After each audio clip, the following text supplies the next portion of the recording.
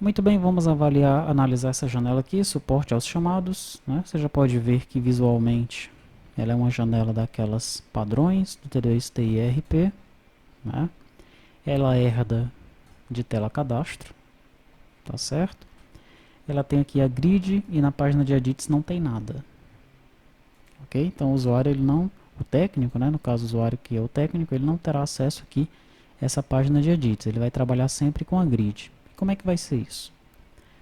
Bom, aqui em infra, no form create, eu já seto aqui quem é o VO e o controller, né? Então o VO vai ser o chamado VO, controller chamado controller, tá? Clicou duas vezes na grid, qual é o que acontece por padrão? Ele consulta os dados nos edits. Então eu implementei esse método aqui e coloquei um comentário para não acontecer nada, tá? Em controla botões, botão inserir, excluir e cancelar invisíveis. Botão alterar, eu altero o caption dele para chamado, responder chamado.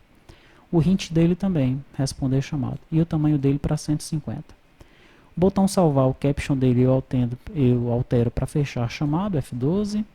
O hint fechar chamado e o tamanho dele para 150. E digo que o botão salvar já é visible true, né? Porque por padrão o botão salvar é visible false. Ele só fica true quando o usuário está em modo de inserção ou de adição, né? No controla pop-up menu eu faço algo parecido.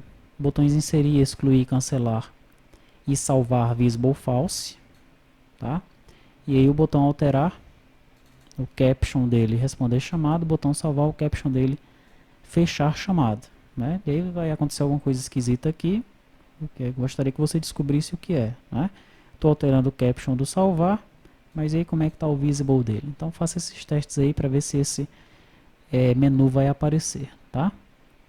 Em controle scrud, nós temos aqui o método do editar, né? Na verdade o botão editar ele vai estar aqui como responder chamado. Então o técnico clicou no botão responder chamado, o que é que vai acontecer? Eu chamo o formulário suporte chamado, né, que é o meu formulário lá do chat, tá? Esse formulário aqui ele é chamado, ok?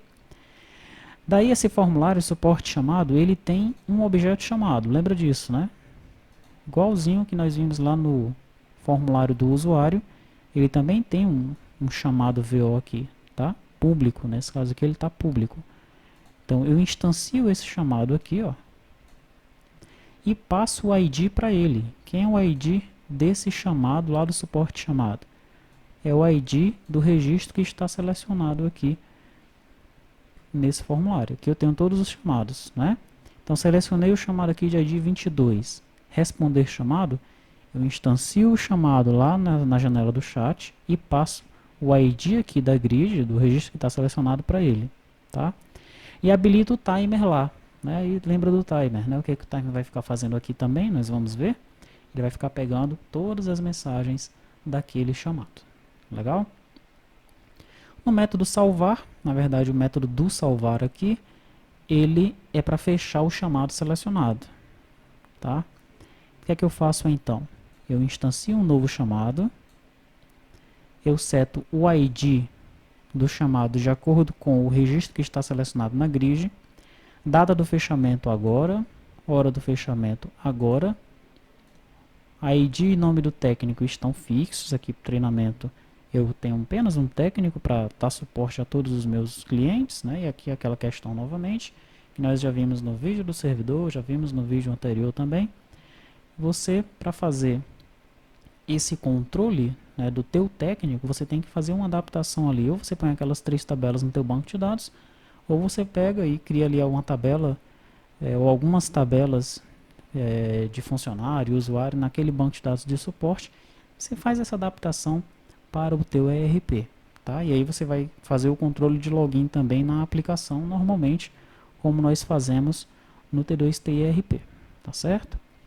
Status do chamado fechado, né? E aí aqui eu chamo o método altera, né? Porque esse chamado já existe, tá?